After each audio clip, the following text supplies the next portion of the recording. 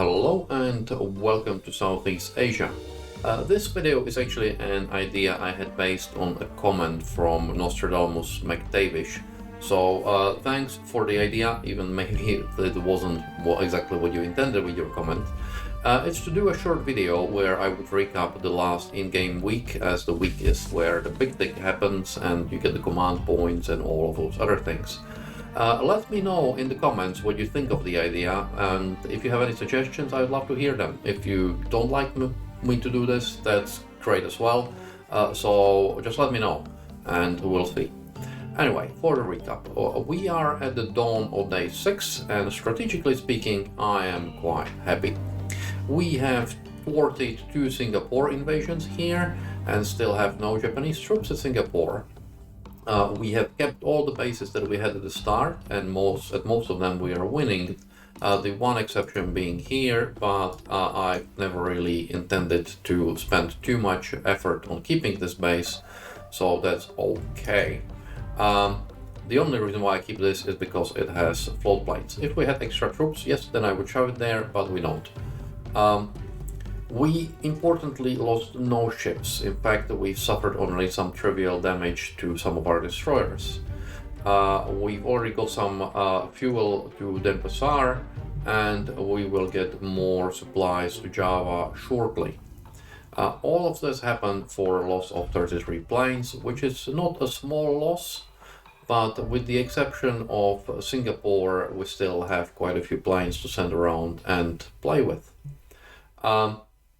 The main success AI had was dropping troops at Surabaya, but as you can see, we are still winning this fight, and once we get troops from Australia there and supplies, we should be able to win it as well. So yeah, AI paid for this small success heavy price. It lost almost 100,000 tons of shipping so far in that week. Those important losses were 4 heavy cruisers, 2 Tekaos, 1 Mogami and 1 Tone, 3 light cruisers, 10 Ru and 2 Nagaras. We sunk 2 merchants, including the largest tonnage shipping that we've had at this one, and 2 subs, 5 sub chasers, which were basically the only boats that were sunk in naval engagements, and 6 destroyers. We've also damaged a number of other ships. I believe we damaged at least another 4 heavy cruisers, which basically means that about half of the Japanese heavy cruiser force is damaged or sunk, which I'm quite happy with.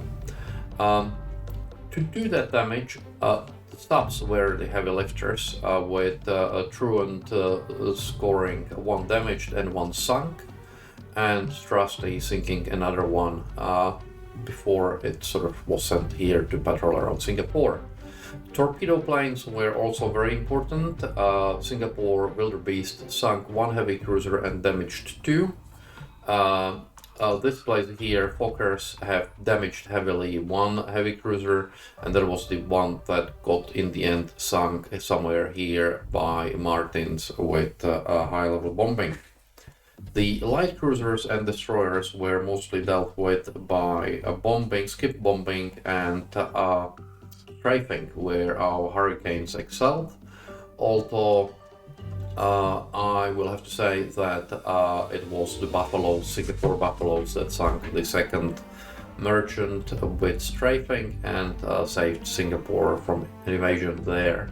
So that was great as well. What else? Oh yes, high-level bombing. It wasn't that effective, but that's not really a surprise. The comment about high-level bombing was actually what made me think about this video. Because even though damage was relatively small, I would say that it paid off. Maybe we haven't sunk much, but we've damaged quite a few destroyers, some of them suffering magazine explosions and so on. So effectively, they may not be sunk, but they're out of the picture for a while. be it whether they will return back to the base and will have to be released, or whether they're just sailing around not doing much because the magazine has been exploded.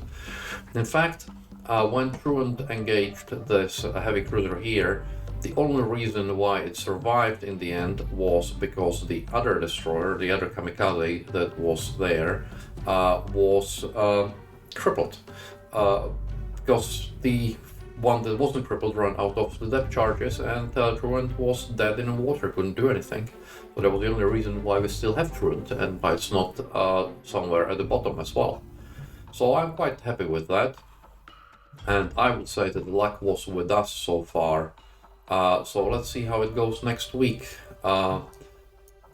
Next week we'll start with the episode 13, the lucky number. And I've already recorded it, and I can tell you that it is lucky indeed. It's the lucky country, Australia. Yeah, I think you will enjoy that one when it goes out, and I will see you then. And in the meanwhile, thank you for watching.